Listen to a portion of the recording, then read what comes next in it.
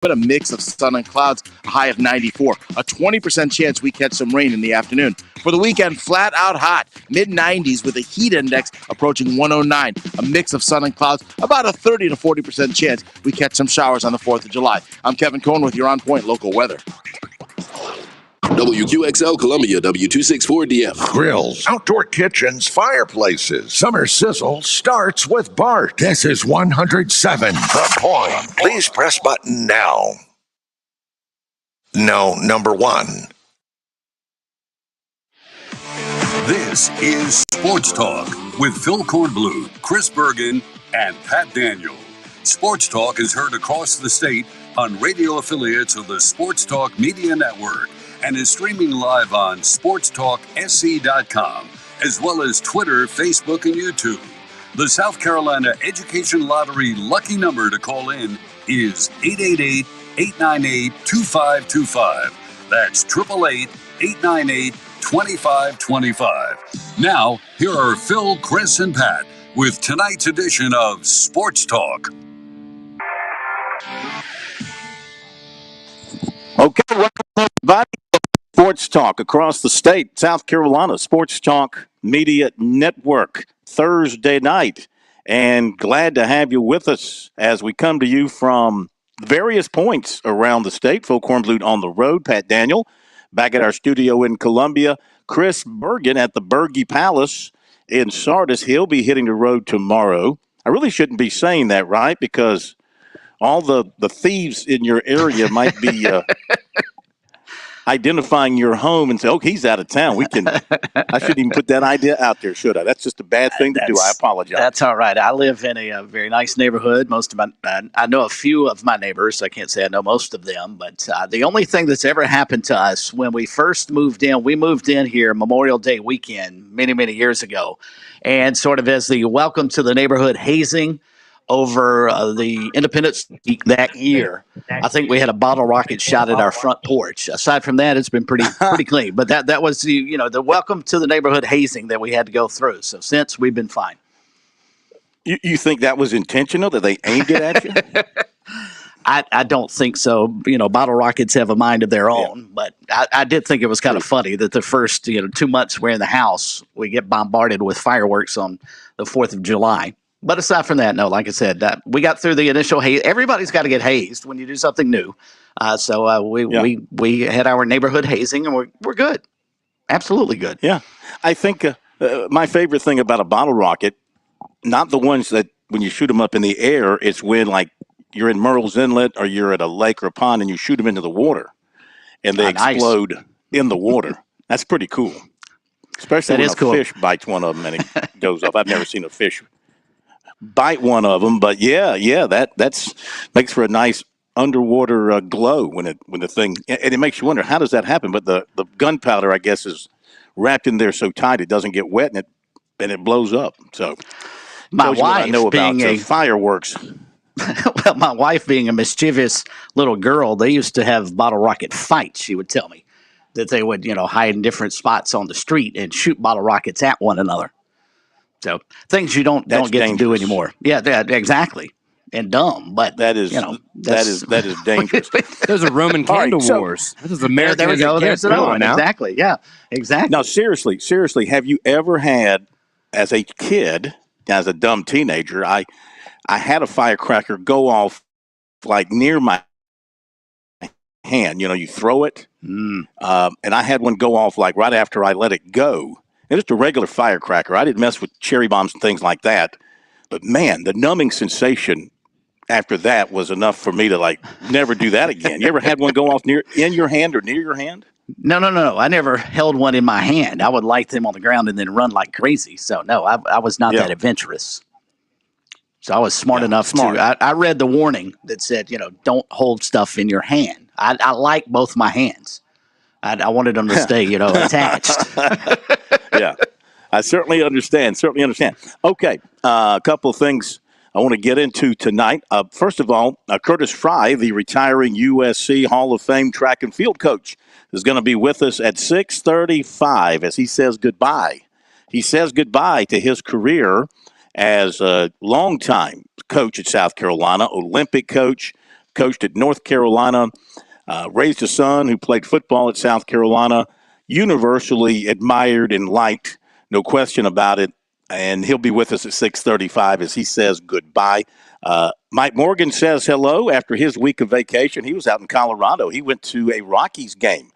I know this because he put out pictures. Not that I was stalking Mike and his lovely wife, but he put pictures out there of being at the Rocky Stadium.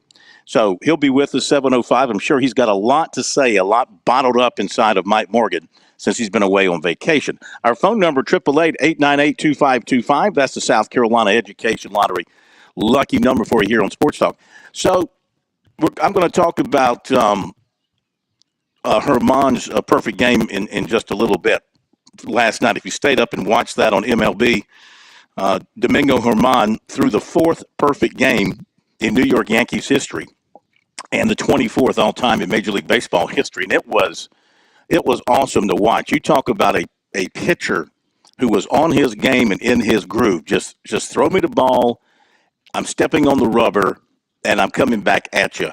And he had a curve last night that was, of course, they were playing the Athletics. I'll give you that. Right. They are major leaguers, by identity. Allegedly. They are major leaguers. Yeah. But anyway, he was nasty. And this was a guy. This is the funny thing, the crazy thing about sports and about baseball. In his previous outing, he gave up 10 runs, 8 earned. So yeah, he's been terrible the last 2 outings for him. Yeah. And now he goes, a perfect game. And, I mean, he really, really was good, and he had some good defense behind him. So my question, I'm going to get to this. We'll go ahead and talk about this, and I'll get to what I was going to get to in a minute. My thinking, I'm watching this thing, who do you think is more nervous? The pitcher who's working on the perfect game, say you get around the 7th inning and you really start thinking seriously about it. Now, we're not talking about a no-no. We're talking about a perfect game, which means no errors in the field. Mm-hmm. Who do you think's more nervous, the pitcher or the guys backing him up thinking, I don't want to be the guy to mess this up? There's no question it's the latter. At me or a fly ball hit at me. I mean, who do you think's more nervous? There's no question it's his teammates behind him defensively. And on the final play of the game, I was thinking the same thing. It's a ground ball to third. And the one thing you don't want to do at third is overthrow the first baseman and ruin the perfect game in the 9th inning. So, no, I'm not sure. The pitcher obviously knows what's going on. But he's sort of in a groove doing what he's been doing for 8 innings. No, it's the guys behind him because you don't want to be the one. He would have thrown a perfect game had you not made that stupid play in left field. Type deal. So remarkable stuff. And how about Dallas Braden being on the broadcast last night for the Oakland A's? Of course, he threw one for the Oakland A's too. If I'm not mistaken, was it Landon Powell that caught it? Yes. Mm-hmm. So I thought there was a little synchronicity there. But the 24th perfect game in Major League history, and what feels for the first time in over a decade that we've seen one. So they are becoming relatively rare, and especially now with them Major League Baseball trying to eliminate the shift and taking defensive alignments out of the mix. How much we may not see a perfect game all that often anymore because I think the game has become so offensive that it's going to be awfully, awfully difficult to do what Germán did last night. No question. The other thing I wanted to bring up, 888-898-2525. I was a little bit shocked when I saw this. I'm thinking about Clemson. And what are people thinking about Clemson? Now, I know this is just one guy's opinion and not mine. I'm going to pass along something that I read, but it's a national guy. And what are people nationally going to think about Clemson this year when it comes to the Tigers football team? And Clemson, of course, has been very, very used to being ranked among the top 3 or 4 in the country, number 1 for many, many weeks, et cetera, high expectations. So a rider 4 on 3, I saw this last night as I was, jumping around watching the game and just checking on some things. One of their national riders, put out his preseason top 25 based on some metric stuff. This wasn't, I think he was trying to say this is not a subjective ranking. This was based on a bunch of metric stuff, Anyway, he ranked Clemson 13th in this poll, in this ranking. What? It's not really a poll if it's one person. Ranked Clemson 13th in this ranking. And I thought to myself, whoa, really? 13th? And so I wanted to bring up tonight, for conversation purposes only, the idea if nationally the shine is off the Clemson program right now. Again, I'm going to say, disclaimer, well, not a disclaimer, but for understanding purposes, this is one guy's opinion, a national writer, using metric stuff and putting out his own ranking, which, of course, you do that to create conversation. But I just thought, I haven't seen Clemson in a preseason anything in a long, long time rated that low. Is that what people are going to think about Clemson this summer going into fall practice? And is there something accurate to what this guy is saying? Well, my question would be, is it actually metrics that he's taking a look at the offensive line and the defensive front and the defensive secondary, relatively new quarterback, the running back room, the wide receivers, and Clemson's schedule, and thinks, that's actually where they probably should be suited. They're not a top 10 team, but just outside. Or was he just lazy and looked at the final AP ranking of last year, where Clemson was, ironically enough, finished 13th, and said, yeah, that's where the Tigers will start the season? Yeah. Let's see. I actually have found what I'm looking for. And first of all, let me correct myself. It's The Athletic, not On 3, so that's on me, now that it matters. The guy's name is Austin Mock. Okay, that's a good name for doing this. Austin Mock with The Athletic. And he says, these aren't like the rankings you'll see from the AP. The coaches poll, these are based on my model's team rankings. My model takes in play-by-play data from every game, but also factors in returning production, recruiting rankings, and transfers. For now, it relies on projections, but as the season starts, those games will become a more important factor in the formula. With the ratings in place, the model can simulate every game in the entire season, blah, blah, blah, blah, blah. So, Austin Mock's models preseason top 25 rankings, and he has Clemson 13. He's got Georgia, Alabama, Michigan, Ohio State, LSU, Tennessee, Texas, Florida State, and he misidentifies Southern Cal here. He's got this USC acronym misidentified. Southern Cal at number 10. So there you go. I mean, what do you think about all that? Phil, it's a talking point in June. I don't know how much it'll actually. That's right. It's still June, and we need to be talking about things. I mean, it's sure. Okay, Clemson can be 13th. I mean, when it's all said and done, is it really going to matter? I mean, obviously, Georgia is going to be preseason number one. You probably slot TCU out of the mix since they're losing a lot of things off last year's team, including, of course, Garrett Riley. So you move up Michigan and Ohio State, and Alabama will be in the mix. To me, again, he can use all the metrics he wants, and Clemson probably, where they finished last year, is probably a fair place to start them this year, because we don't know how much they have improved under Garrett Riley and won't know until the season begins. So I got no problem with them being 13th. I don't think they'll finish there, but preseason to start there, that makes sense to me. The projected number of wins for Clemson by his model is 9.7. His conference title ranking for Clemson, the possibility of winning the ACC is 36.5%. He's got Florida State as the favorite to win the ACC. He's got Florida State number 9 at 9.7 wins and a conference title percentage chance of 42.4%. Telling you, a lot of people are going to be picking Florida State as the sexy pick to win the ACC. But it just goes back to when Clemson lost to Tennessee, and Dabo Swinney was asked the question, do you think your team, your program, at least in terms of the national view, is slipping now because you make it to a major bowl, but you get beat, you lose to South Carolina, you lose to Tennessee.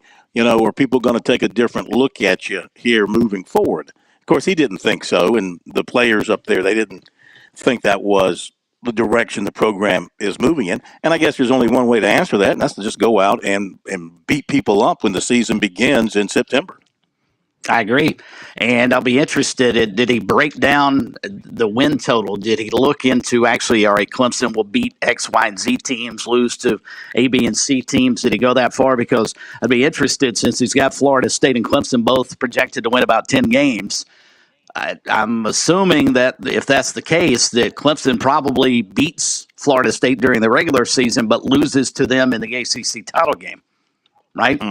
He does. If you're going to end up with into detail. He does not go into detail here on, he did not break down Clemson. He only wrote a little small paragraph about like the top 5 schools here, or a little bit about the top 5 schools. So, but anyway, just some food for thought here on June 29th. And of course, the talking season is really going to ramp up here in July, but nothing wrong with talking about where you think. Now, here's the other thing, though. If you're a Gamecock fan, it's like, well, when are you going to put South Carolina like in the top 25? At the bottom of this ranking, he's got Kentucky at number 25. He's got Wisconsin at 24, Kansas State 23, Missouri 22, Oregon State 21, and Auburn at number 20. He's got a team, Auburn, number 20, that won 5 games last year. And you got Missouri at 22. They won 6. Wisconsin won 7. Kentucky won 7. So, you got to think, well, how many games does South Carolina have to win to break in to some of these preseason top 25 rankings, whether it's by the metrics or by your opinion? I think they might be the more interesting narrative going into the year, because it appears that no one, as you've pointed out on this program before, no one is buying into what Shane Beamer is selling. They don't feel like South Carolina can repeat the tail end of last season, even though they lost to Notre Dame. They certainly, had they figured out a way to stop the run, they might well have won that game. And certainly with the big wins over Tennessee and Clemson to close out the regular season, you would think they've got a lot of momentum. They've been recruiting well under Shane Beamer, but it doesn't sound like many people buy into them. So is it more USC scenario? We don't think much of them, or we just think, they could be a good team, but look at who they have to play. Look at their schedule. And they're not going to be good enough to get into the top 25 because their win-loss total may be 7-5 or 6-6 because of the league in which they play.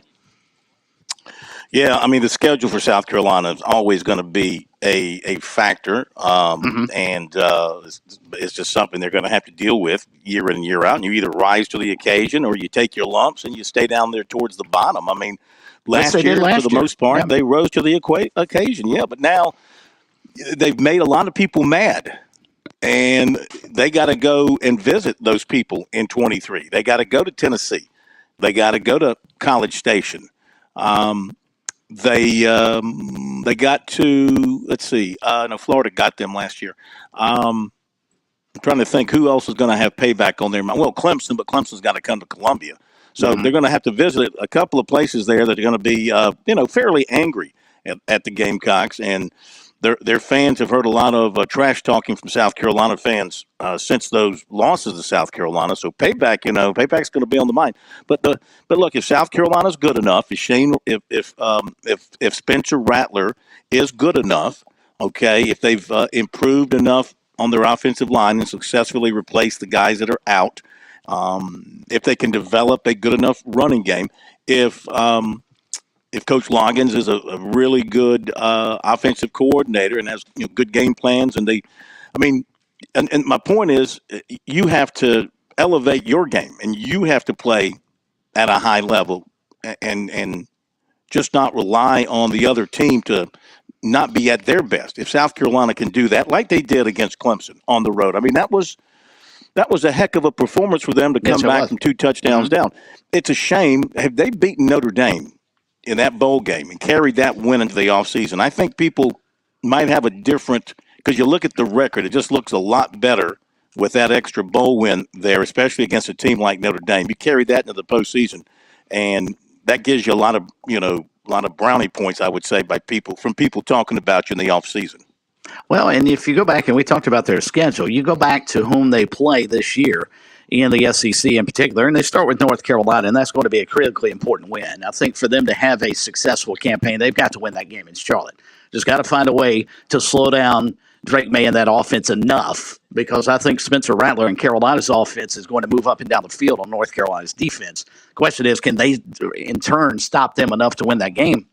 But let's take Georgia out of the mix, because I think we'd agree, everybody would probably agree, Georgia's still better. And Tennessee's going to be lying in wait come late September. But after that, Phil, outside of Texas A&M on the road, everything is at home for them. Everything lines up for them to actually finish the season, unusually, because normally the end of the season works out against them. But the way the schedule lines up, starting in the middle of October, pretty much got a road that they can be competitive in, and there are a lot of winnable ball games in there from the middle of October through the end of the season.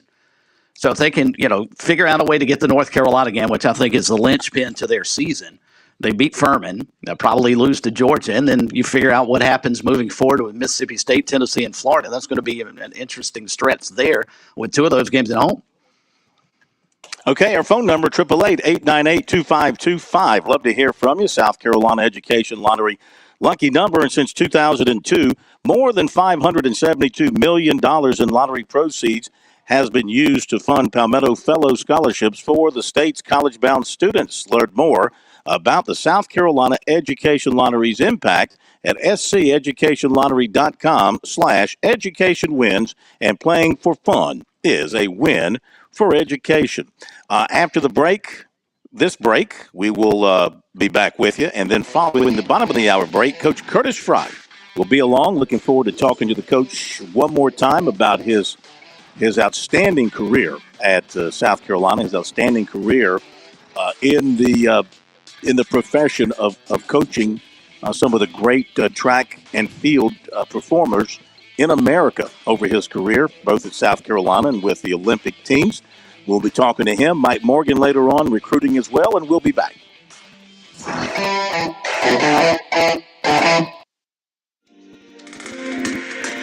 Dumpster Plus is your solution to a more cost-effective and professional work site. Dumpster Plus provides a roll-off dumpster and porta-john in one. Give them a call at 803-500-5094 and ask them about 2 services for the price of one. It's 1 call, 1 delivery, 2 services. Locally owned and operated in Columbia, and that means you'll talk to a real live local person, ready to get what you need with a 24-hour turnaround guaranteed. Whether your worksite is residential or commercial, big or small, near or far, you'll save money with Dumpster Plus. Waste management solutions never look so good. Call Dumpster Plus at 803-500-5094. That's 803-500-5094 for Dumpster Plus.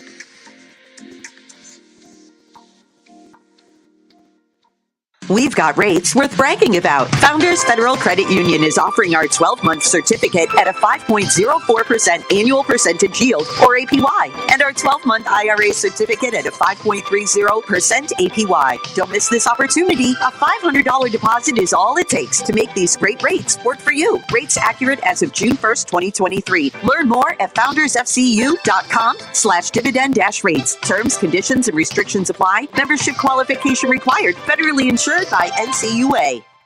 George Bryant for Tsunami Bar Sports. Our inventor, David Abernathy, has always said Tsunami Bar technology allows us to take the training to the grass. Now I know through my sport of golf that natural agility can be converted to athletic ability. And why is this, Tsunami Robbie? Transferring the training to the grass. This may be the most undervalued characteristic of the Tsunami flexible bar technology. Tsunami bar action loads and unloads at the concentric and eccentric transition points. This is what we call reversal forces, and the Tsunami bar is the only bar and training device that I know of that can train these reversal forces adequately at speed. Hey, this is Phil Kornbluth. The Tsunami Bar is a terrific training device, whether you're working on your fitness or your golf game. It's convenient, it's easy to use, and you won't feel beat up afterwards. Be sure to click on the digital ad on SportsTalkSC.com and get 5% off any order using promo code BBB5. Don't wait. Order today. Hope, life, and the great Palmetto. What do these things have in common? Scholarship dollars. The SC Hope, the Life, and the Palmetto Fellow Scholarships are funded by the lottery players of this great state. And after 20 years, you've invested over $7 billion in education. $7 billion. Impressive. The South Carolina Education Lottery. When you play, we all win. Summer weather has arrived in South Carolina, and you know what that means. Sweet, tasty South Carolina peaches are hitting shelves near you. Most people tend to think of Georgia as the peach state, but South Carolina is the East Coast's top producing peach state, so we know a thing or two about a great tasting peach.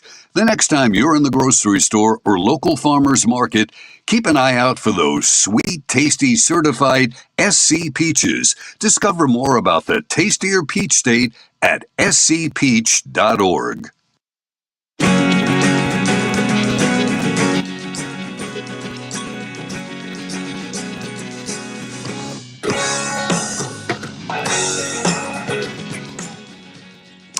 right, bottom of the hour break is coming up here on Sports Talk. Major League Baseball this afternoon. Yankees leading Oakland 10-3.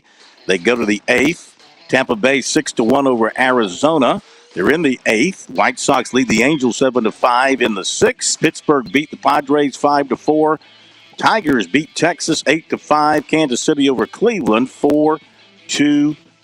We'll hit the break. Curtis Fry coming up on the other side.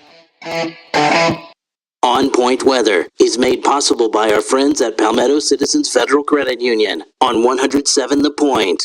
Here's tonight's forecast. We're clear and muggy, a low dipping to 72. Now tomorrow, very warm and humid, a mix of sun and clouds, a high of 94. A 20% chance we catch some rain in the afternoon. For the weekend, flat out hot, mid-90s with a heat index approaching 109. A mix of sun and clouds, about a 30 to 40% chance we catch some showers on the 4th of July. I'm Kevin Cohen with your On Point local weather. I'm sure you've seen all the construction around Malfunction Junction. Maybe you've wondered what a career as a heavy equipment operator looks like, but you have no idea how to get started. Let Midlands Technical College help put you in the seat of a great career operating a backhoe, dozer, excavator, or motor grader. Classes start every 5 weeks, and in a little over a month, you can be behind the controls of the equipment, making a great salary. Just check us out at midlandstech.edu. That's midlandstech.edu. With SRN News, I'm Keith Peters reporting. In the other big decision today, the Supreme Court has solidified protections for workers who ask for religious accommodations. The case decided Thursday involves a Christian mail carrier who didn't want to work Sundays because he said that day is for church and family. The justices made clear in a unanimous decision that workers who ask for religious accommodations, such as taking the Sabbath off, should have their requests honored unless employers show that doing so would result in substantial increased costs to the business. Dangerous heat and humidity is smothering parts of the South and Midwest. That's led local governments and charities to open cooling stations and deliver donated air conditioners to protect poor and elderly residents. In Florida, the Christian Service Center set up an extreme heat cooling center in Orlando for homeless people and others who don't have access to air conditioning. This is SRN News. Why just talk about something? Why not just do it? I went online to dominionenergy.com/SC, signed up on the Save Energy tab to have these folks come on out, haul away my old refrigerator for free. Oh, and by the way, they paid me $50 to do this. It was easy. They showed up on time, threw the old fridge on a cart, they hauled it away. I didn't have to do a thing except sit and wait for my check. A week later, I got back, made space getting rid of an old appliance I wasn't even using. It's that simple. Go to dominionenergy.com/SC. Up today. Are you worn out from wall-to-wall political talk? Instead of hearing more about the stuff in Washington that's mostly out of your control, I'll give you the tools to actually take control of your money and your life. Dave Ramsey here. Join me right here on The Point. I'm live and taking your calls weekdays at 2 p.m. I'll teach you how to get on a written plan that actually works, get out of debt, and build wealth. Weekdays at 2 p.m. The Dave Ramsey Show at 100.7 The Point. No better time than summer to get out and enjoy South Carolina. And no better time than June to bring a new fur baby into the home. Hello, summer. Columbia's Animal Services offers wonderful pet adoptions in June. You can bring home your new puppy or kitty cat with the adoption fee discounted to $20 from the 20th through the 24th. Visit petfinder.com to choose your new friend. That's petfinder.com, and be kind to animals. Fran Halloran here. Now listen closely to what I'm about to say. I'm a business owner, and many of you listening right now, you're business owners as well. The first rule in owning a business is this: don't waste money. I see business owners waste their marketing dollars all the time. Not me. I figured out a long time ago, 8 years ago to be exact, that spending my marketing dollars at the Point was not only intentional, but extremely profitable as well. If you're a small business owner, you owe it to yourself to sit down with Kevin Cohen and ask him to create a custom marketing plan for your business. He's looking for folks just like you who believe in local to partner with him in 2023 and beyond. Trust me when I tell you, partnering with The Point works. You will see results and your marketing budget will no longer be wasted. Give Kev a call at 803-563-8558 and tell him the Money Coach sent you. Parents ask, what's the best way to save for college? I'm State Treasurer Curtis Loftus, and my answer is always open a Future Scholar 529 college savings account. It's easy. You can get started online with any amount. It's flexible to adapt to your child's college dreams. And you can deduct 100% of your contributions from the South Carolina state tax return. So what are you waiting for? Go to futurescholar.com and see why it's the smart, easy way to save for college. futurescholar.com.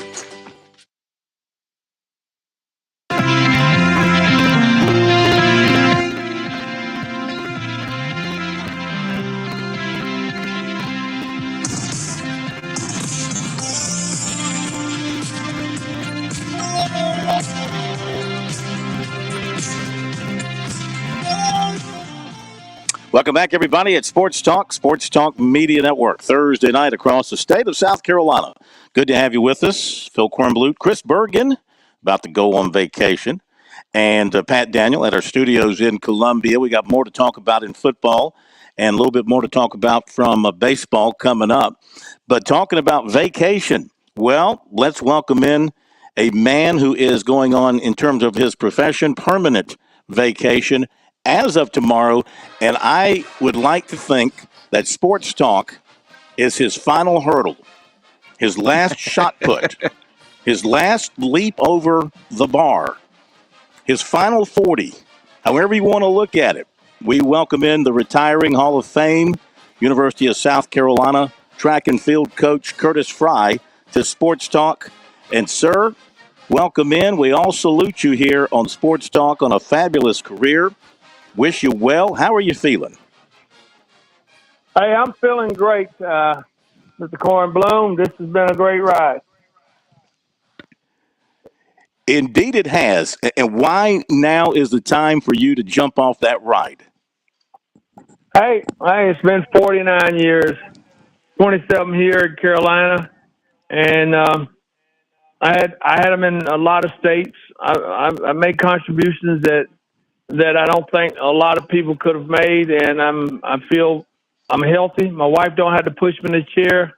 I haven't had I don't have a triple bypass, and I can still go for a 5-mile walk. So I want to do it enjoying my grandkids and my wife. Fantastic. That's a great reason to do it. As you depart South Carolina and you turn it over to the new coach, you reflect on what you've done and where the program is as you leave it. How do you feel about things? Hey, I feel like things are in good shape. Tim Hall's a great guy. Hey, I feel like he is a guy that can do things to continue to take us to another level. And that right now in this era, when we're at this new elephant in the room, NIL or name, image, and likeness, that takes a fresh start and excitement to overcome some of those things. And I think Tim is the guy. Interesting. Name, image, and likeness for you, having to work in that realm. Was that for you? I'm not saying you're for it or against it, but for you, was that something for you that you could work with, or no?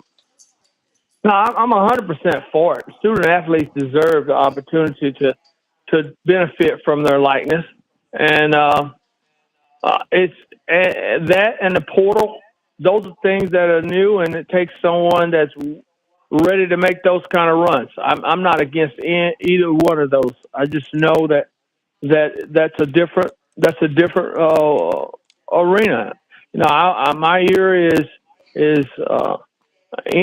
coming in with APR and graduation rate and finding a way for students to get cost of attendance and to get academic centers so students have advisors and counselors instead of one person taking over the whole program like Harold White did. And those are all progressions. Mike McGee did a great job putting us in place to have those things, increasing the enrollment of students and diversifying the campus and the student population.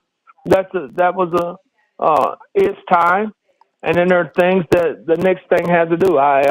My hat's off and I love being a part to make sure that Carolina keeps moving forward. Coach Staley and Coach Beamer and Coach Hall and Shelley and all of them have the new thing to try to keep Carolina a relevant, competitive, top 40, top 20 type program. And this new era of portal and having a chance with name, image, and likeness gives you an opportunity. If you're in the game, you can play it. But if it comes down to not being able to compete in that world, then you can't. I mean, that's what the new world is. Visiting with Curtis Fry, retiring as South Carolina's longtime track and field coach. So you will leave with a lot of accolades, but I think maybe number one was you were number one as a coach in bringing a team NCAA national championship to South Carolina. There's been others to win national championships, but you were the first, and they can never take that away from you. I enjoyed it. Being first is something I have enjoyed being, but that's not the first aspiration I have. Making a contribution to the community, being involved with my church, being able to be a family guy that shows that you can have a great family and live a great life in collegiate athletics. Do it in the South as an African American. Try to do things that impact my community. Those are things that I love. Have kids come to school that were called special admits, and 7 or 8 African American kids be doctors that were from the state of South Carolina. Just so many little things that I get the thrill of saying, "Hey, we did some things that hadn't been done." Coach, your resume is insanely impressive. 28 Olympians that you got to coach, 126 SEC champions, more than 500 All-Americans. So I'm going to ask you to pick your favorite children here. Who were the most prolific athletes that you were able to coach, both on the track and also on the field, on either the women's or the men's side? I would leave somebody out, and I did that once in scoring a meet where we finished second. I made a statement that we got to get 11 points out of an event, and one of the athletes in the event thought I meant that they were going to get one, and the other one was going to get first. And what occurred? The person that thought they were going to get one get the 1 point. They end up winning and got 10, and the person that she thought that I was talking about got 6. So we got 16 points. But it caused a rift when people think that you favored somebody. I think my favorite is somebody that got here to school that nobody thought was gonna make it.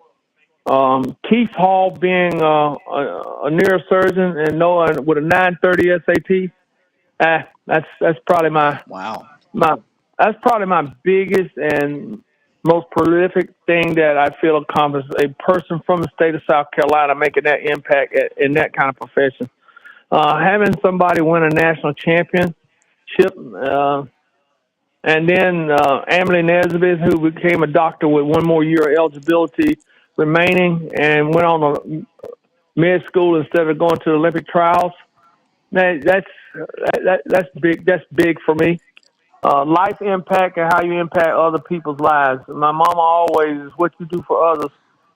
They pay dividend, and it's the legacy that's made on what your children's children will remember. And I think if I got somebody to help somebody live a better life, that they can touch people's lives, that's my legacy is being able to say prayer and watch the kids see that I believe in what I pray. Diversifying program, having the Muslim kids and kids from Africa, Egypt, all sit down at the same table with the American kids and then have them in their wedding in their nation. The Botswanan kid win a national championship 3 times, and a big old Canadian win the championship, and then be his best friend being on Zornix. So that's too many times and too many people I'd leave out because I've had too many people that did things that nobody gave them a shot.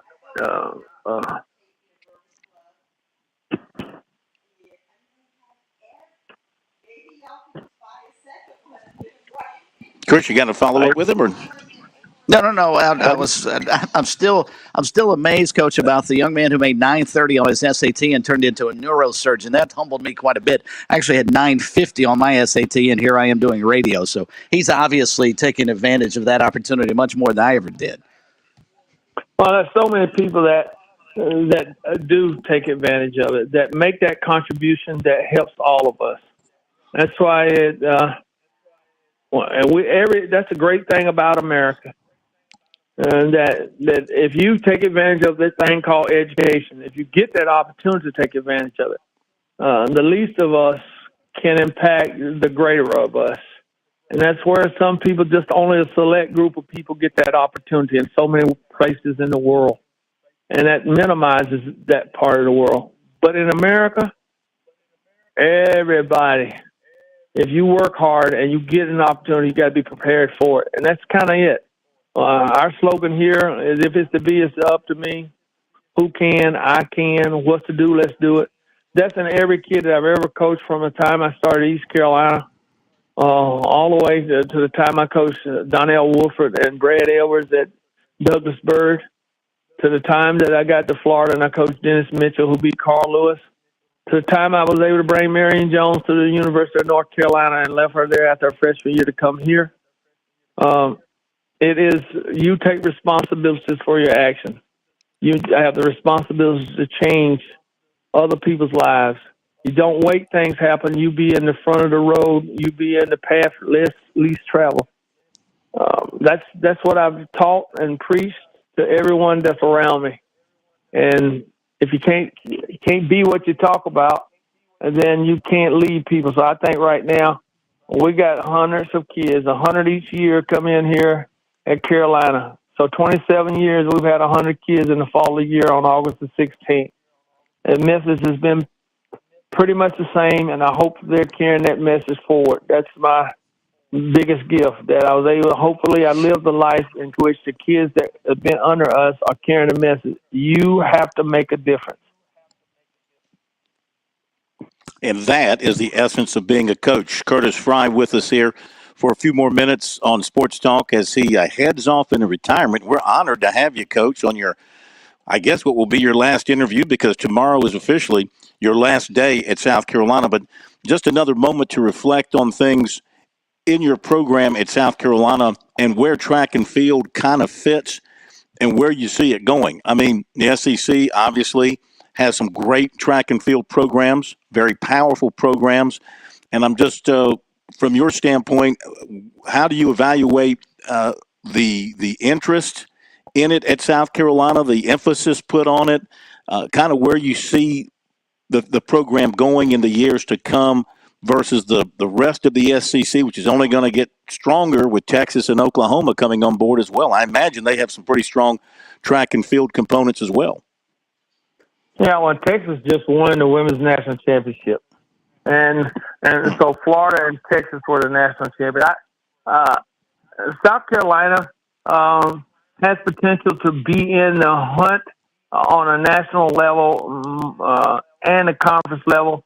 I think Tim Hall, with being a hot item, kids go to school where somebody has currently had somebody be successful at a national level. And he coached Gabby Steiner, and she last year was the number one American champion in the 200 meters and at Kentucky. And he coached Chris Coleman, who was American champion. So popularity and recent accomplishments. People, when you say Terrence Jamel, or when you say Alan Johnson, or you say Carl Lewis, kids, they like, who was that? And you have to have somebody, Nick Harbor, that made us relevant. Well, that gives Coach Hall, who is a great coach, but being relevant at this time, he is that guy. Our next challenge here, and that's the same with Coach Beamer and our women's basketball coach Staley is that we have to give them the opportunity on name, image, and likeness as a support group for Carolina. Is we have to come out and be there for them. So relevance is not that they have to develop 3 stars to 4 stars and 4 stars up. We got to be able to be competitive when kids really want to compete for those people. That they don't have to look at dollars making a difference. 50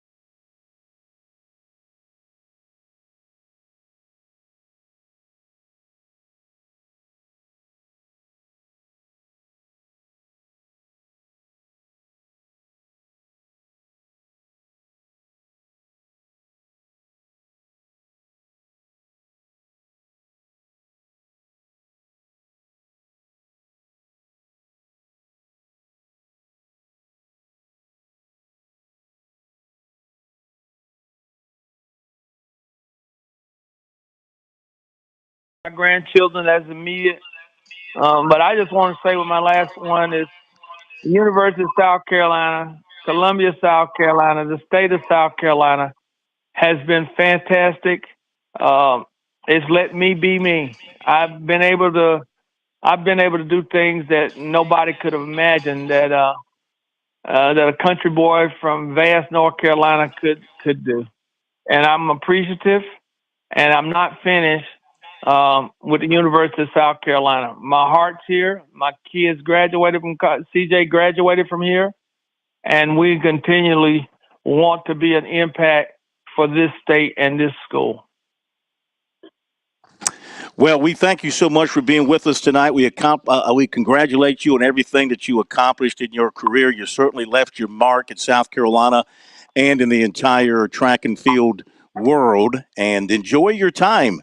And we hope to see you around South Carolina and around other venues in the future. And again, thanks for being with us tonight here on Sports Talk. I appreciate it, man. You keep up the good work. Thanks, Coach. Thank you. Thank you very much. Thank you. Okay. That is Coach Curtis Fry with us tonight. And, man, I hate that we had that interruption, Chris, because we were flowing right along and getting some great stuff from Coach Fry there. But I think we got most of the good stuff, and it was heartfelt. And I think, the thing that he wanted to say when the message he was leaving was he hopes that his impact on the young people individually that he made during their careers at South Carolina benefited them down the road as young men and women in their professions. So we've still lost Chris temporarily, but you hit the nail on the head there. Couldn't have said any better myself, Phil. Just the impact that he's had on generations before, current, and now leading to the future is just remarkable. And I have no doubt, Pat, that Chris would have agreed with everything I just said. Okay, we got to hit a break here, and we'll be back after the top of the hour. Mike Morgan is coming up. By the way, before we do what's supposed to happen here, thank you for pushing the button. I thank you. Programming thanks you. America thanks you. WQXL Columbia, W264DF. Grills, outdoor kitchens, fireplaces. Summer sizzle starts with Bart. This is 107 The Point. News this hour from townhall.com. I'm Keith Peters reporting. The Supreme Court overturned affirmative action in college admissions today in a 6-3 decision involving Harvard University and the University of North Carolina. Supreme Court writer Mark Sherman says there was high drama in the courtroom as the ruling was released. Justice Clarence Thomas, a longtime opponent of affirmative action, and Justice Sonia Sotomayor, a supporter of affirmative action, both read from their opinions in the courtroom. Those are two justices, Thomas, just the second black justice on the court, and Sotomayor, who is the first Latina justice. They both have acknowledged that affirmative action played a role in their admission to college and law school. Conservatives in general praised the ruling, while President Biden condemned the decision. That wasn't the only ruling by the Supreme Court today. The justices also delivered a victory for religious freedom today. Gerald Groff, a Christian mailman, didn't want to work on Sundays. The Postal Service said he had to, and when he refused, he was forced out. In a unanimous ruling, the High Court found that his employer violated his religious freedom under Title VII of the 1964 Civil Rights Act. That's correspondent Edwin Mora. Dangerous heat and humidity is smothering parts of the South and Midwest. That's led local governments and charities to open cooling stations and deliver donated air conditioners to protect poor and elderly residents. In Florida, the Christian Service Center set up an extreme heat cooling center in Orlando for homeless people and others who don't have access to air conditioning. The heat wave has contributed to at least 13 deaths in Texas and 1 in Louisiana. On Wall Street, a mixed day as the Dow is up by 269 points. The Nasdaq fell a fraction. The S&P 500 up by 19 points. More on these stories at townhall.com. See, if something costs less, but people are happier with it, that sounds like something to look into, and that's MediShare. Maybe you've heard switching to MediShare to pay for healthcare can save the typical family $500 a month.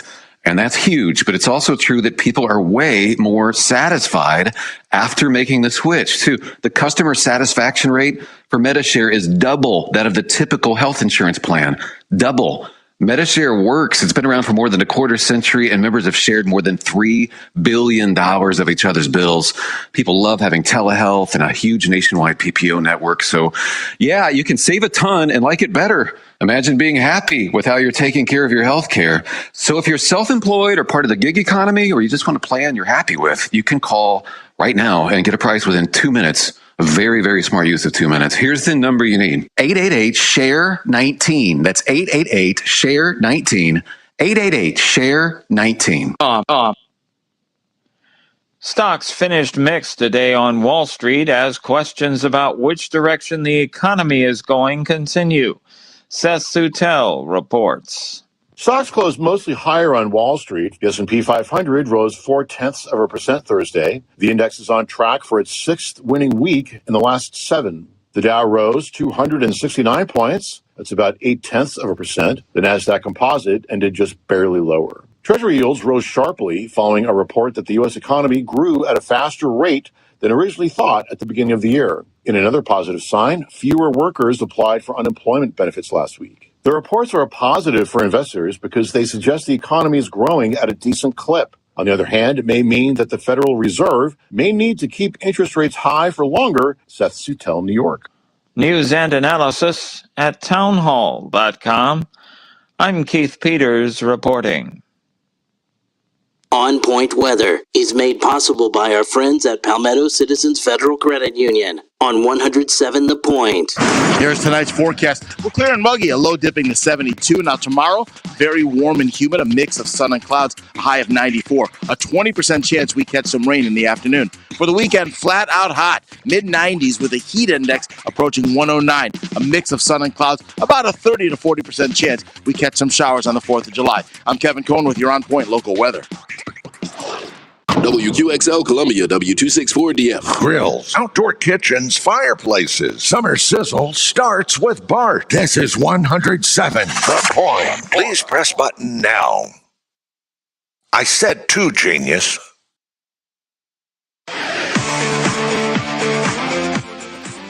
Welcome back to Sports Talk on the Sports Talk Media Network. You can reach the guys with the South Carolina Education Lottery lucky number, 888-898-2525. That's 888-898-2525. Now back to Phil, Chris, and Pat with the second hour of Sports Talk on the Sports Talk Media Network. Okay, we're back here on Sports Talk on the Sports Talk Media Network. Glad to be back with you, especially after the little crazy ending to hour number 1, but all is good, and we have survived it, and we thank Coach Curtis Fry for being with us. In just a moment, Mike Morgan will be joining us here on Sports Talk as we catch up with Mike from his travels to, I think, the western part of the Rocky Mountain part of the United States. Get his thoughts on the end of the college baseball season and everything else that's been going on. A few other notes to pass along to you as we wait for Mike to catch up with us. Our poll question is who will lead the state in passing yards this coming season? We're at 597 votes, 67.5% for Spencer Rattler, 17.9% for Cade Klubnik, 10.6% for Grayson McCall, and 4%. He's up to 4%. Dylan Ramirez from North Greenville. So some people have gotten on his bandwagon here of late. Panthers have signed former USC defensive tackle Taylor Stallworth, who has 2 starts in 5 seasons with several teams. So he's getting another shot in the league. Caden Grice of Clemson named first team All-American by D1 baseball. Ethan Petrie and Cole Messina of the Gamecocks named to the 3rd team. Travis Bell from Sideline Carolina was at Clemson and took a picture of the construction work being done in that lower lot outside of Death Valley. And we put that up on our Twitter, and you can see where they have built the kind of a brickish wall and an arch and a walkway. This is where I guess the Tiger Walk is going to be. That's the whole idea behind this thing, walking through that parking lot.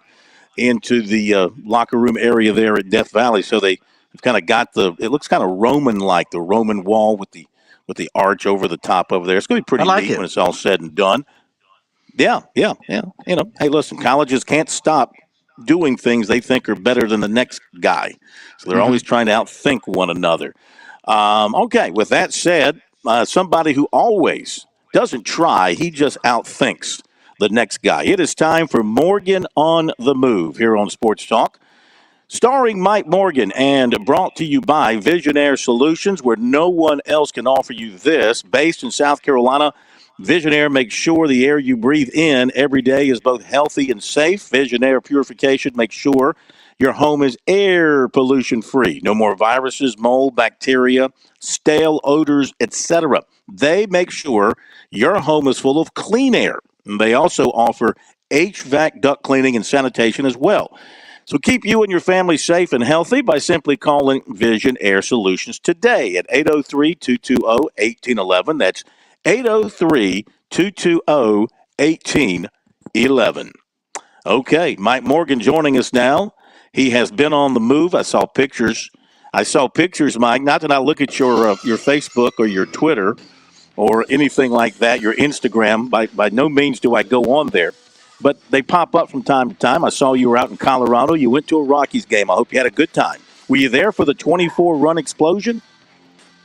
I was there the night before where they actually came from behind and won on an eighth-inning grand slam to win the game. And I saw Trout and Ohtani go back-to-back. It's a heck of an experience. It's the first time I've been to that ballpark since I did a series with Don Sutton 12 years ago. And I love it. I mean, I love offense. I love home runs. You're always going to get that ballpark. The Rockies aren't any good, but I had really good seats and got to see Ohtani up close. And he is just a next level athlete. He really, really is. But got to see that. Got to go by where Deion Sanders will be coaching football here soon to Folsom Field. And again, hadn't done a game there since, I think, 2012. So it was kind of like a reunion for me and did Estes Park, which I've never done, which is beautiful. So it was a nice trip, nice little getaway. And, oh, by the way, no humidity. Oh, yeah. And not a whole lot of air up there either, right? Did you have any trouble, climbing stairs and, walking uphill and getting your breath in? Or are you in such good shape it doesn't faze you? Well, I'm an athlete. I think you know that. I really did. Yeah, I mean, you could tell that just by seeing the pictures. No, I didn't have any issues. My wife had some, and she's in better shape than I am. We've got up to 12,000 feet up there with the moose and the elk. It's a little bit daunting. I certainly wouldn't have wanted to gone on for a jog up there on the tundra. But it didn't really bother me a whole lot. But I know it is definitely, it can be an issue if your body is kind of a shock to the system to be that high up. I can imagine.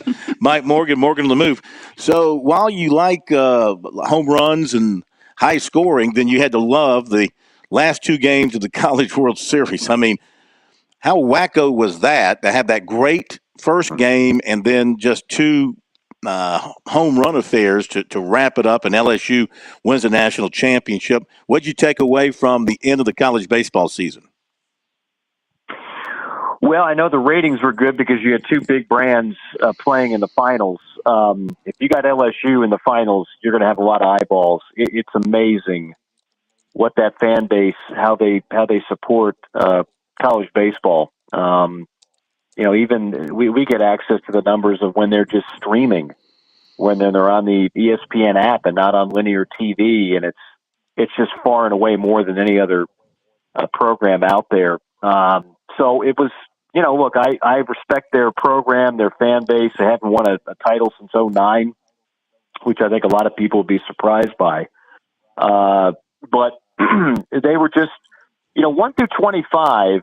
I still think Florida's a more talented team, but 25 players don't make a difference in a given baseball game and sometimes even a baseball series. They had the best pitcher. in the country in Skeens. They had the best hitter all year in Dylan Cruz, who's might be the number one pick. Skeens might be number two, or vice versa. And their lineup was very long. It came up with a bunch of hits when they needed it. I wish the last two games were a little more competitive. I don't think that's great for the sport when you've got two games that are over in like the fifth inning. But I think overall, the Omaha was a win for college baseball. You had a good field, you had some exciting results, and of course you had a finish that'll keep everybody in the Bayou very happy. Mike, sticking with the college baseball theme and those guys that we got to see in that championship series, I mean, we've seen guys that I think will have long and prosperous major league careers. So I'll get you to be a general manager for a moment. If you're in Pittsburgh and you watch that series, who do you select first? Do you take Dylan Cruz because he's an everyday guy and can play the outfield as well as he does, plus hit it? Or do you take Wyatt Langford, who's also a good outfielder? Or do you go the maybe not the safest route, but certainly what appears to be a no-miss pitching prospect in Skeens? I take Dylan Cruz because he's the everyday player. He's one of the best hitters I ever saw in college. You talk to LSU fans, they'll tell you he's the best player to ever go through there. And think about the list of players that have gone through there. That is some really, really high praise. I just think he's the safest bet. Look, Skeens is terrific, but pitchers are always a little bit of a wild card, especially a guy that throws 100, because you never know if he's going to have arm problems, and if and when that does happen, how long is he on the shelf? How does he recover? I just think the safest play for Pittsburgh, who could use some star power right about now. I mean, how many people can name you more than one player on their, in their lineup? It just does. They haven't had much buzz there in a long, long time. So I would go Cruz. All right, Mike. While sticking with the College World Series and with college baseball, got to ask you one question. What's more impressive, LSU having to come from behind and beat Wake Forest twice, then winning after getting pummeled by Florida, returning the favor to them, or LSU fans buying 68,888 Jell-O shots in what has now been known famously as the Jell-O Shot Challenge, beating the second place finalist Wake Forest by 61,000 Jell-O shots? I'm just surprised Wake Forest finished in second. I don't know. There must have been like one just complete alcoholic from Winston-Salem that went nuts there. Because I didn't see a ton of Wake fans out in Omaha, and they don't strike me as the craziest group of individuals. So that was the shot. Everybody knew LSU was going to take the crown. That's they're going to own that contest every time that you have it. It didn't matter if it was Jell-O shots or bourbon shots or the Manhattan Challenge, the tequila upside down shot. Like they're going to take it home every time. So not surprised there that they took the title there.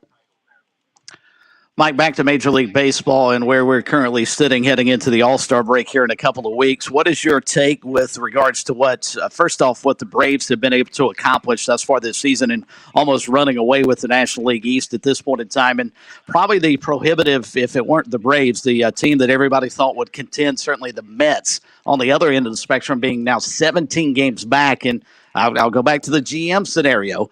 If you're the Mets and you come up on the trade deadline, what do you do with those two guys you've got in your pitching rotation that might be your only commodities that you could possibly move?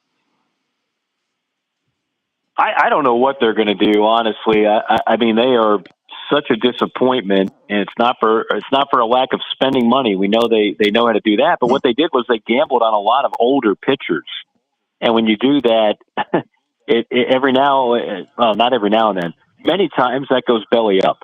Many times that's it. You go for the big name recognition, and you go for guys that have Hall of Fame type resumes, but they're at the tail end of their careers, and you don't get the same production that you were hoping for. And that's what's happened with New York. I'm not saying the lineup hasn't been disappointing either, because it has, but I think it starts with the rotation as much as anything else in New York. And as far as the Braves, I just look. They're not even healthy yet.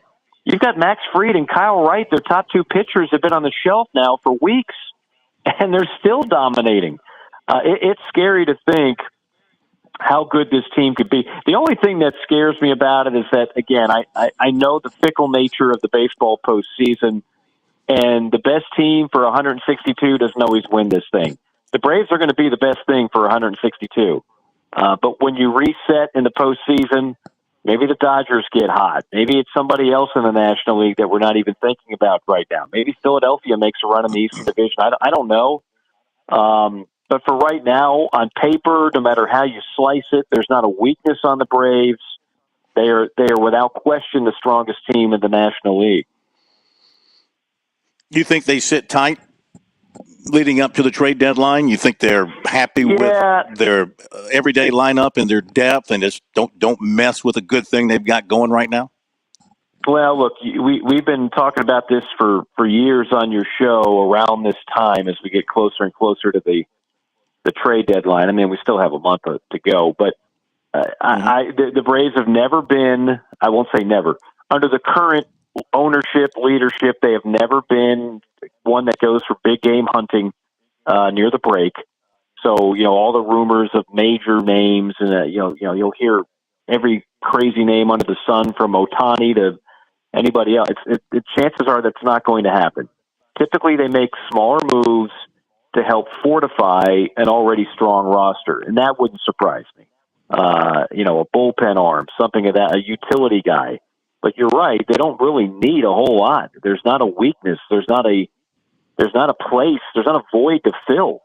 If anything, you got some quality players on the bench some nights that are fighting for playing time.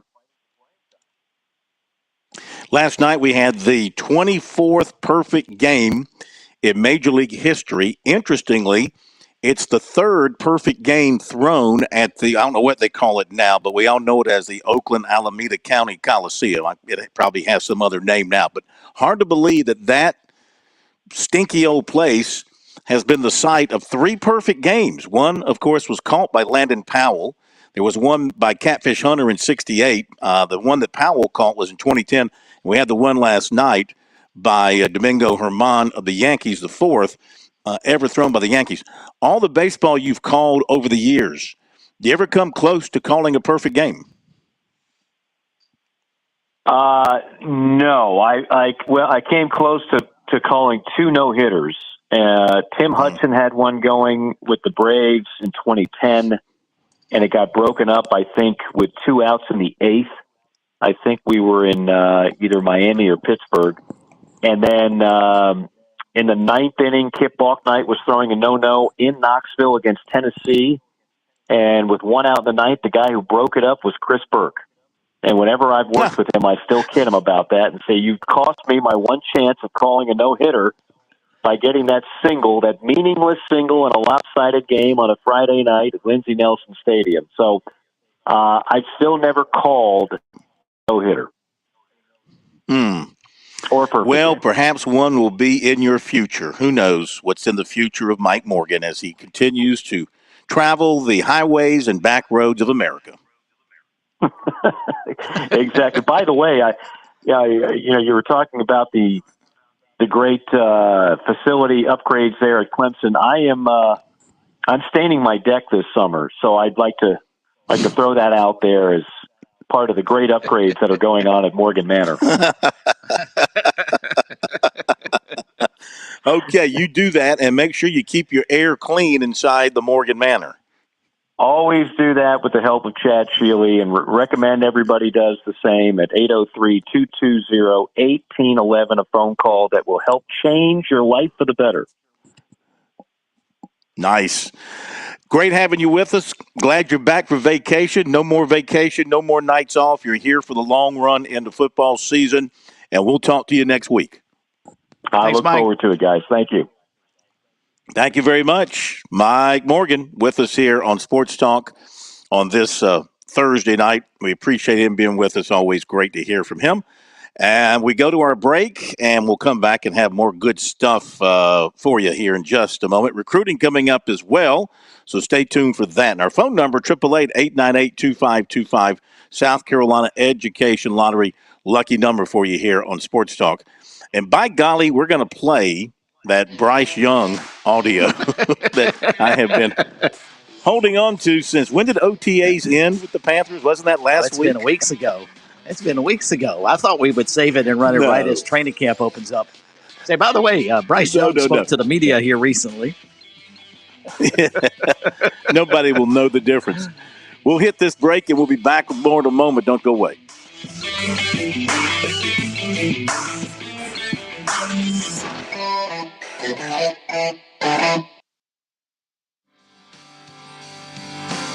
Hi, this is Billy Downer from the South Carolina Department of Natural Resources. Are you looking for a safe place to shoot your rifle or handgun? Did you know that the South Carolina Department of Natural Resources operates 4 manned ranges across the state in Pickens County, Spartanburg County, Richland County, and Charleston County? For more information on our public ranges, visit dnr.sc.gov/shooting.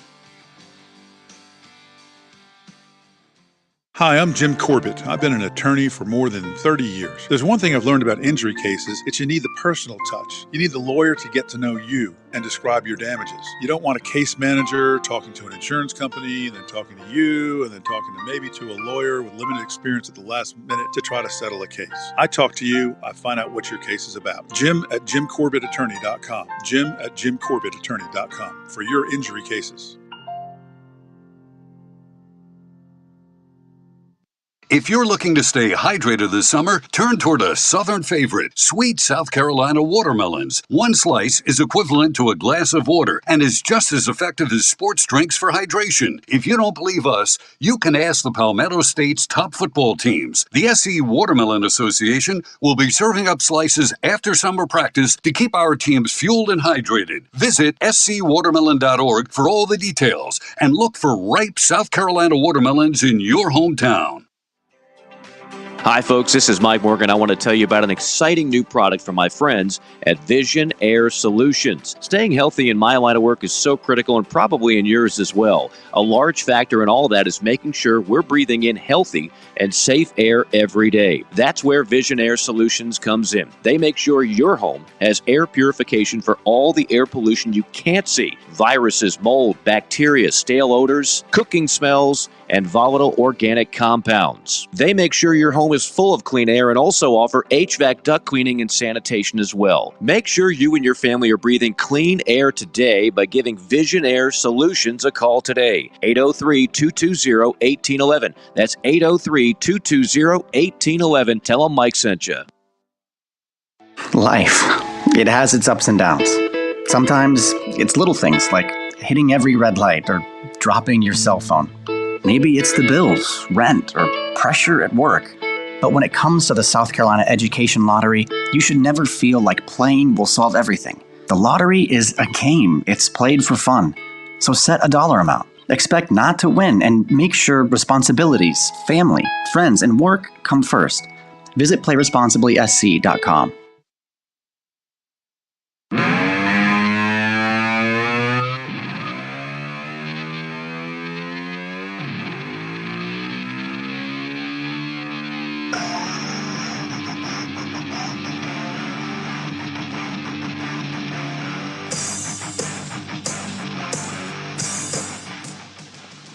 All right, recruiting coming up in just a couple of minutes here on Sports Talk. Some comments from Panthers quarterback Bryce Young as well. I promise.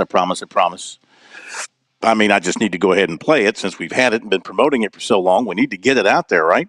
888-898-2525. Let's go to Harold in Greenville. Back on the phones we go here on Sports Talk. Harold, great to have you with us. Happy holiday upcoming to you. I know a lot of people are going to hit the holiday trail. If they haven't already, they'll probably do so tomorrow. So we welcome you in, sir. How are you? Doing fine. How about you? Terrific. Thanks for calling. Good. I'll be in my backyard as usual on the holiday. No, I just want to talk a little baseball. You brought some stuff up about the no-hitters, and I don't know if I'm wrong, but I think was Don Larson in 1956 World Series, the first one? Against the Dodgers?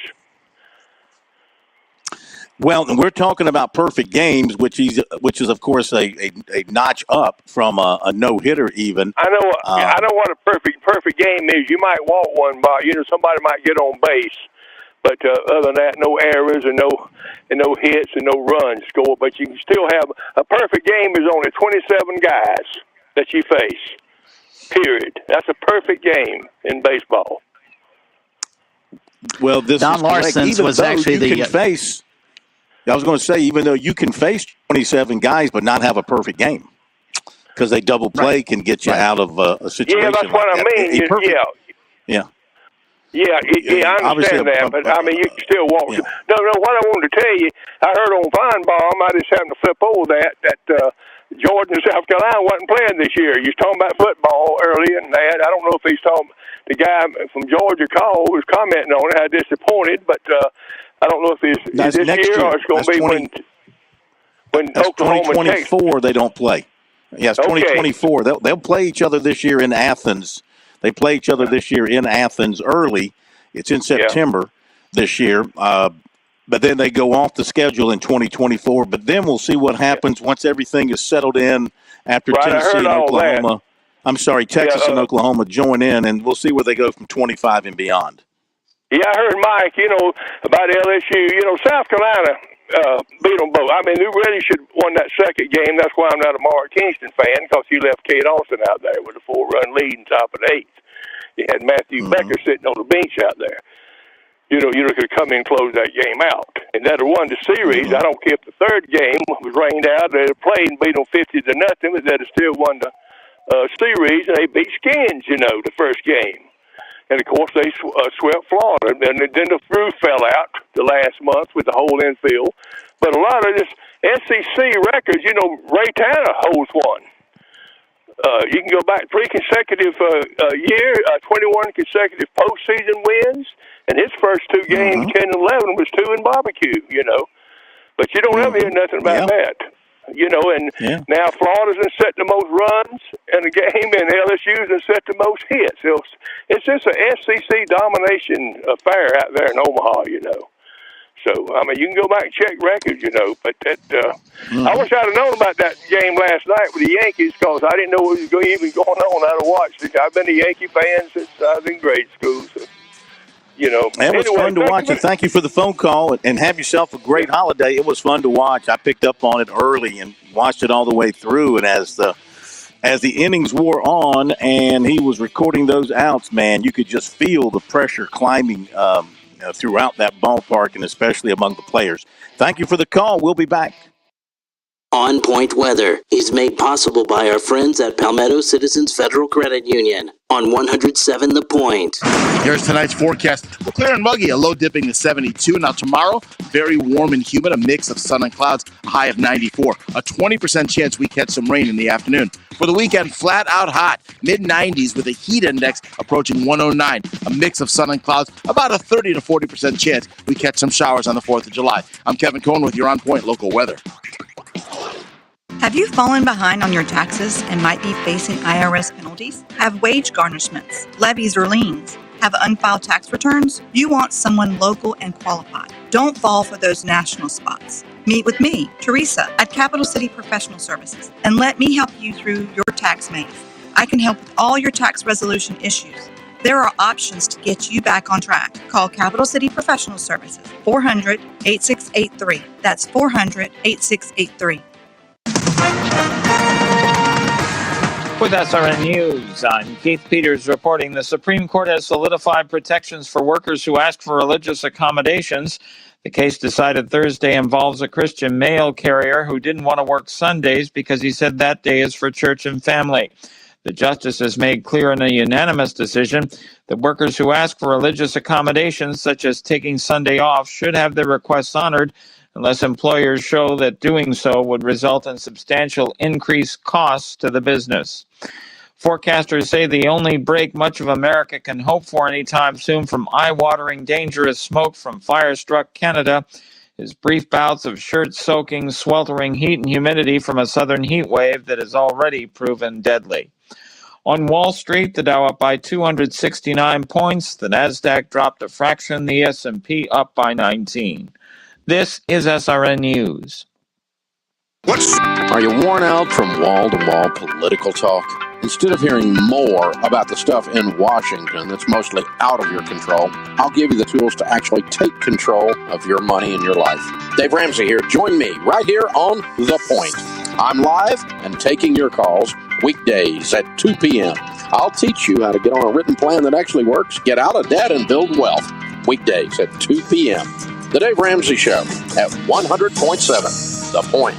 There's more than one kind of customer when it comes to Shooter's Choice. First, there's the customer who knows what's what, has a pretty good idea of what he or she likes. You're looking for a few things. First, a good selection. Yep, Shooter's Choice has a huge selection. Firearms, ammo, accessories, optics, even gun safes. You're looking for good and fair pricing. Oh yeah, Shooters has been around as your local stop forever because they treat you right. And how about customer service? Absolutely the best you'll find anywhere. The folks who work at Shooter's Choice are shooters and hunters just like you. They know their products. They can answer your question. And that brings me to the other type of customer. Someone maybe more like me. No expert for sure, but wants to learn from the right people. I don't need some big box store guy who works in the shoe department half a week, sporting goods the other half. I need the experts at Shooter's Choice who will treat me right, answer my questions as simple as they might be. They'll make my experience excellent. Online, it's shooterschoicesc.com or visit them in person on Sunset Boulevard in West Columbia. Make it your first choice, your best choice. Make it Shooter's Choice. Hi, this is Chris Neely from the South Carolina Public Charter School District. Join me Monday afternoons at 5:30 as I team up with Kev for Kids First. We'll tackle the issues facing our schools, pointing out the positives with our students and teachers. Kids First, Mondays at 5:30 on The Point.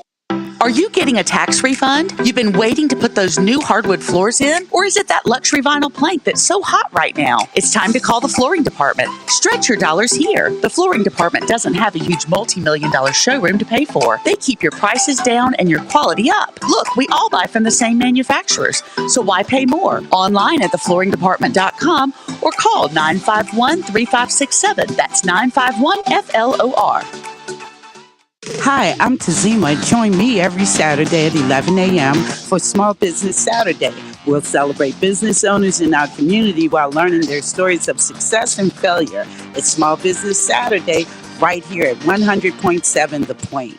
Hey, honey, I know you're taking some meds for cholesterol. I was reading that if you're on these medicines, you should also be taking some CoQ10. Actually, our pharmacist mentioned that to me already. He called me the other day, and we went through each of our medications together. Really? He called you? Yeah, he asked if I was having any side effects, recommended supplements that could help me, and let me know the risk of mixing certain drugs. Wow. I'm happy to know that True Pharmacy is thinking about us. True Pharmacy, 1628 Charleston Highway, 3217 Divine Street, or visit truerxsc.com.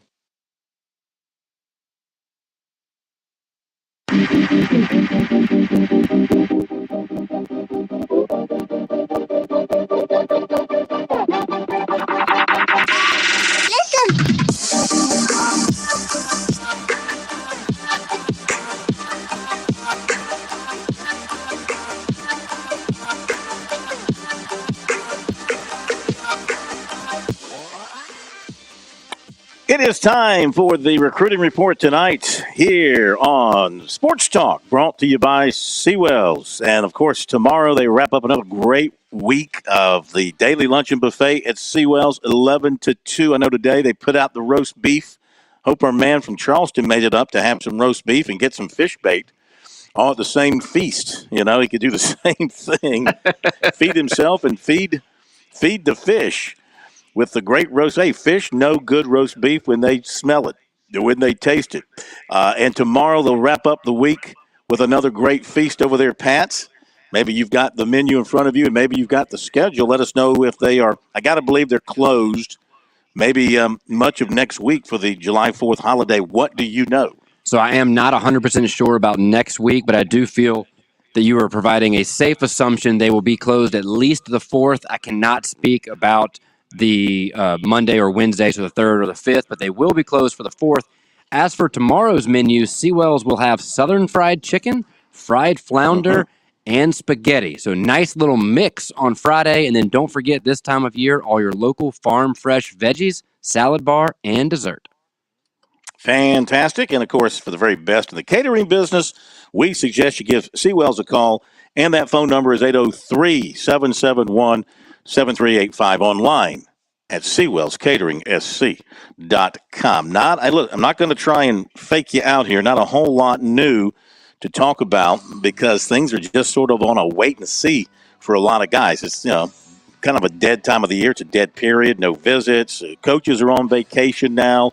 The guys who have their dates lined up are going to be announcing as those dates approach. So let me give you some of the upcoming announcement dates. The next one on the agenda is tomorrow. It's Braylon Staley at 4 o'clock from Aiken, the wide receiver. And to tell you about him, of course, I like Clemson for a long, long time, but the Tigers got their two receivers really kind of, and they're waiting on Mike Matthews. That's the third receiver that Clemson would take. So they kind of backed away, I think, from like Staley and Alex Taylor and Jonathan Paylor, all those guys, because they got the two. And then Mike Matthews is another receiver they'd like to have. So Staley, though he took an official to Clemson, the others were to Miami, Tennessee, and North Carolina. So you would think that it will come from one of those three for him. And that's going to be at 4 o'clock tomorrow, okay? You've got Parker Livingstone, a USC target, announcing on the 1st. And that will be on Saturday, right? How many days in June? Only 30? Okay. 30. So the 1st is Saturday. Thank you.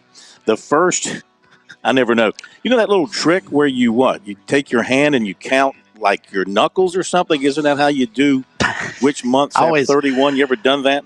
No, I've always learned 30 days has September, April, June, and November. The others have 31 except for February, which, of course, has 28.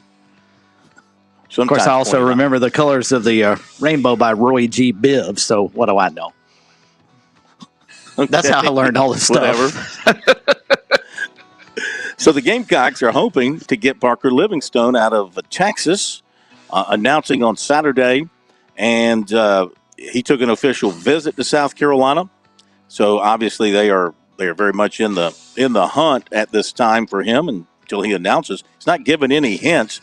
South Carolina, LSU, and Texas were his three official visits. He also went to LSU back in April. He went to Texas A&M in March unofficially. But when he visited South Carolina back in early June, said that he had a real good time on his visit and was considering South Carolina pretty heavily at that time. So we shall see what happens there with him, but that'd be a nice pickup as the Gamecocks, of course, trying to hit the state of Texas. Justin Stepp, the USC receivers coach, using some of his contacts there from his days coaching in Texas to help draw interest from some recruits. So those are the immediate ones coming up. On July 4th, Marion safety Quashid Scott is going to announce. And then on the 9th, it's Philip Simmons, cornerback Troy Stevenson. On the 10th, it's Clemson target offensive tackle Fletcher Westphal. Tigers very much in the hunt there. Tennessee is another one that's been strong with him as he took his official visits and basing his decision off of those trips, I think, is probably the way he's going to go. Clemson, Georgia, Florida, and Arkansas. Actually, I said Tennessee. That was wrong. Clemson, Georgia, Florida, and Arkansas look like the ones. Auburn also has been in there as well. He took an unofficial there back in April. So those look like the five that he's looking at on July the 10th. Casey Poe, Clemson target. On July the 12th, then it's USC target wide receiver Keelan Adams on the 13th, and USC target running back Braylon Russell on the 14th, and USC target safety Malcolm Ziegler on the 17th, and USC target receiver Jonathan Paylor tentative on the 28th, and Alex Taylor on the 29th. Again, once was a Clemson target, not so much anymore. And Clemson target Edric Houston on August the 22nd. So those appear to be the ones right now that are scheduled that we'll be watching here over the next several weeks. Let's see, what else? A wide receiver, Joseph McVay, who had an offer from USC but did not visit, committed to Vanderbilt. USC offered 2024 offensive guard. This happened today, or he tweeted it today. USC offered 2024 offensive guard Elijah Thurman, 6'6", 255. Make that 265, 6'6", 265. Out of Hinesville, Georgia, Bradwell Institute. That's where Kevin Harris came from back in the day. And obviously South Carolina might be interested in adding another player to their offensive line take. So thought they might have been set with their offensive line, but they must like this young man and willing to take on another one there. on the offensive line if they can get it. As far as the transfer portal, John, report tonight, and of course that here on Sports Talk is always brought to you by Dumpster Plus. Go home and play in your dumpster and check out the Porta-John that is built inside the dumpster, provided by Dumpster Plus. For more information, give them a call at 803-500-5094 or just go to our website, SportsTalkSC.com.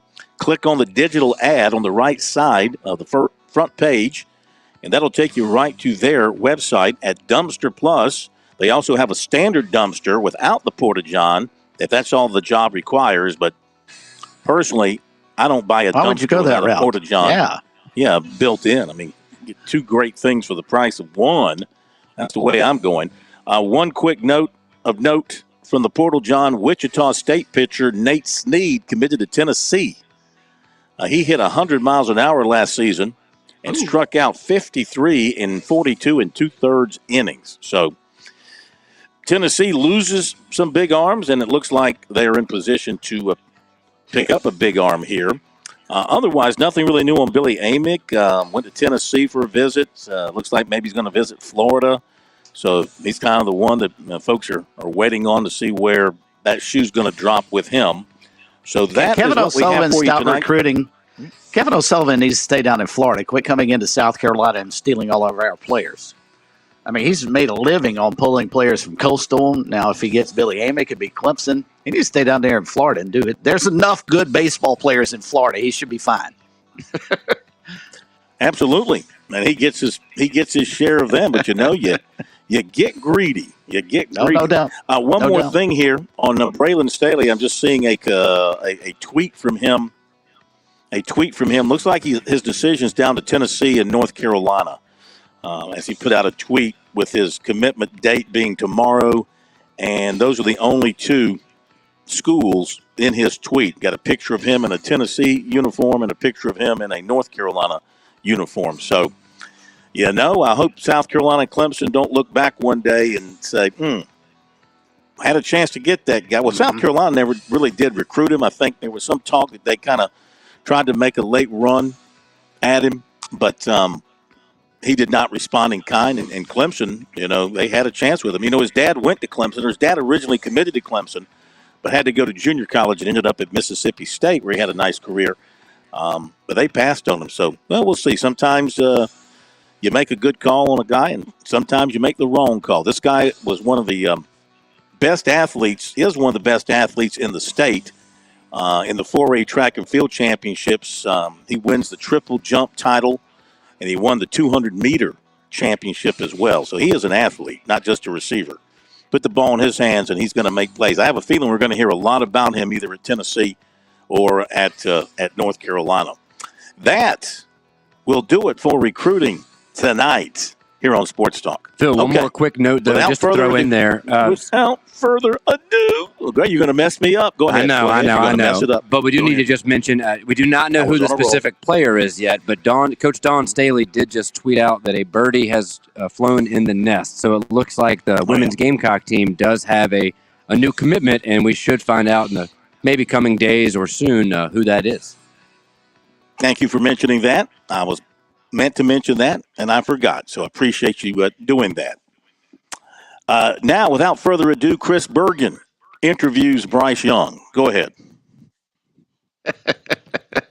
I would like that opportunity to interview Bryce Young. I think he's going to be I'd like to be his financial advisor, maybe more so than interviewee or interviewer. Going back to his high school days even. No, the Panthers wrapped up their OTAs last week, I think, right? I think it was last week.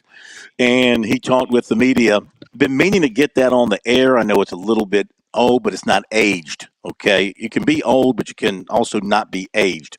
So here are some comments from the rookie quarterback, the guy the Panthers are putting their hopes on. I mean, is he going to deliver? Is he going to be that guy to do what everybody thinks he's capable of doing? But here he is talking about his first OTAs, his first workouts with the Panthers, looking ahead to his first season. I think that there's a quiet confidence about you that people may not see from the outside of you. I don't really know how other people necessarily perceive me or, what what people may think. For me, I think, confidence is something you earn, and I show up every day, I think right now is when, as a team, as a group, we try to earn that confidence. We earn that trust in one another, because you need that for the season. So I think, that's something that we're still building on. I'm building on. I think that those are a big part of OTA, is going to be a big part of training camp to establish that trust, that confidence that we have in one another. And that's a process. So I feel like for me, I try to attack that every day, do things, us as a unit, me individually, try to instill trust and confidence in one another. So I think that's a big goal for us. Bryce, you seem really comfortable right now. Was there a particular moment since you've gotten here where you feel like locked in now? Anything that's happened or any relationship you've built? I think for me, the mentality's been the same.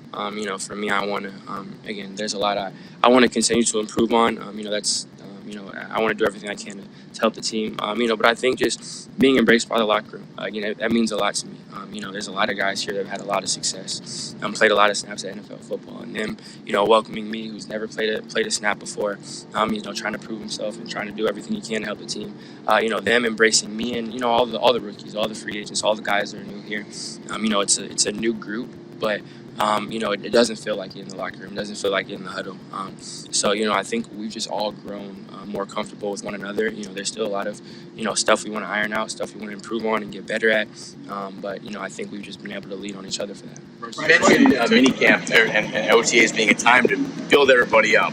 Does the bring you down part kind of build you down? Does that happen in Spartanburg a little bit? Is that the next step of really kind of chipping away at some things? Well, I haven't been yet, so I guess we'll see. I think from what I've been able to observe is, we rely on each other and lean each other to pick each other up, and I think it's great because we all have a group in a locker room that holds each other. That we hold ourselves accountable.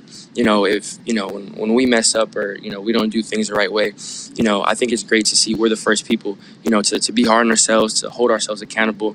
We're not just if things don't go well, it's not just whatever is coach going to get on me. How is someone going to yell? We're the first to react to try to want to be better. So I think it's great to be able to be in a locker room to where first and foremost we hold ourselves accountable. We look in the mirror first, and then I think because of that, us all kind of having that mentality, we can lean on each other to pick each other up. We can see someone and we know that they care enough to when something happens that they're upset or they're mad themselves. We know that, so we don't have to try to. I don't feel like we have to supplement it. We have to try to manufacture. And, we have that drive within, which is a great locker room to be a part of. So for us, I feel like as a team, we just lean on each other to pick each other up and try to move towards that collective goal. Right. With that said, this phase is sort of kind of like learning how to practice for training camp. With that said, what's your outlook towards mistakes from a learning standpoint? Yeah, mistakes are going to happen, but that doesn't mean we have to be, satisfied with it. We understand, it's a tough game, On offense, we're going up against a great defense every day. And vice versa, we try to challenge ourselves. We understand the competition that happens. So we understand that mistakes are going to be made, but, we don't get complacent in that. When those happen, we try to address them. We try to get better at them. Just because we know it's going to happen doesn't mean that, we can't have urgency about it. So, I think, like you said, mistakes are going to come, and, it definitely hasn't been a perfect OTAs for anyone, for any unit, for any individual. But we understand that that's going to be the case. But, again, at the same time, it's on us to hold ourselves accountable. The coaches do a great job of holding us accountable, us going back, watching the tape, learning about it, talking about it. And then, we try to do what we can to avoid those mistakes moving forward. Do you have kind of a personal timeline or schedule? When you had to pass batted down, it dropped your head like you were talking to yourself. So what were you thinking or saying? Incomplete pass. Again, another one of those mistakes that we all have. As the goal is, the red zone to score. Every pass you want to be completed. I'm aware that's not going to happen, but again, I'm not going to be complacent about that. We're all striving for perfection. It's really great to be around a group of guys that feel the same way about it. So, just like any other pass, it sucks when it doesn't get completed. But, you learn from it and then you move on and, you turn the page and now you have to figure out how to make the next play work. Do you have kind of a personal timeline or schedule that you have yourself on? And if so, what stage do you feel like you're at right now? I think for me, I'm not not huge as far as long-term, goals, long-term checklist or timeline for me. I try to take things day by day, and I base things, day by day off of the people I'm around, off of my coaches, off of my teammates of, what are we going to get better at tomorrow? How did this practice go? What do we want to improve at? What went well that we can stay consistent on? What stuff didn't go as well that we want to improve on? And I think that's a day-by-day thing. I think that changes every day.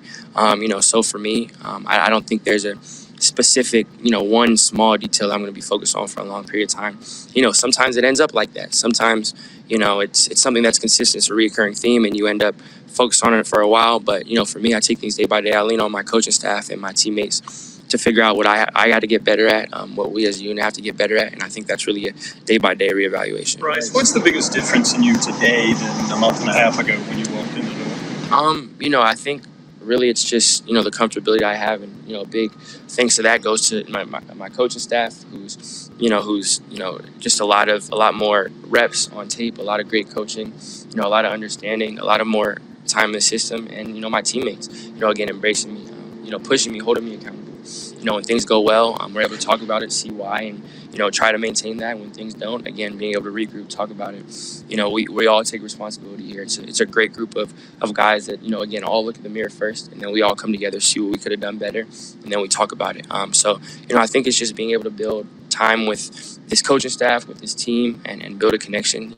I think I'd say that'd be the biggest thing. In terms of that accountability piece or supporting you piece, has there been one particular teammate that's kind of stood out for kind of embracing you in that way? Yeah, honestly, I couldn't say one guy just because it's been so strong from everybody.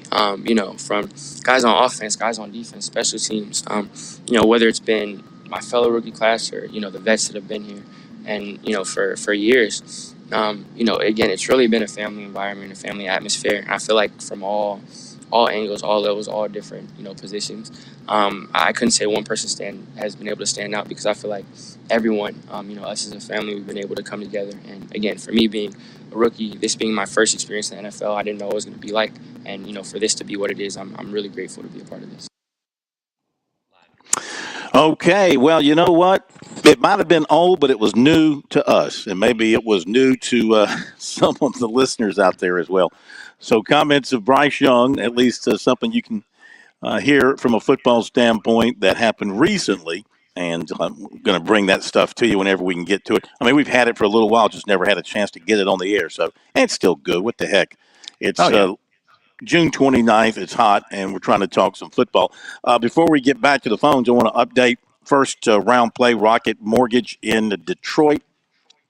Peter Quest, what a great name. He's a BYU player. He's never done anything on tour. He goes out and shoots an 8 under 64. Just love the name, Peter Quest. Taylor Moore's at 8 under. Sam Ryder, without the cup, he's at 7 under. Aaron Rye is at 7 under. Ludwig Aberg is at 7 under. Sam Bennett, Dylan Wu, Justin Sue, and Adam Schenk, all at 7 under par. Colin Morikawa is at 6 under par. And then some others, got some locals. Well, Ricky Fowler, not local, but big name. He's 5 under 67. Lucas Glover's at 3 under 69. Carson Young, 3 under. Jonathan Bird, 3 under. Andrew Novak, 2 under. Kyle Stanley and Ben Martin, 1 under. Doc Redman, even.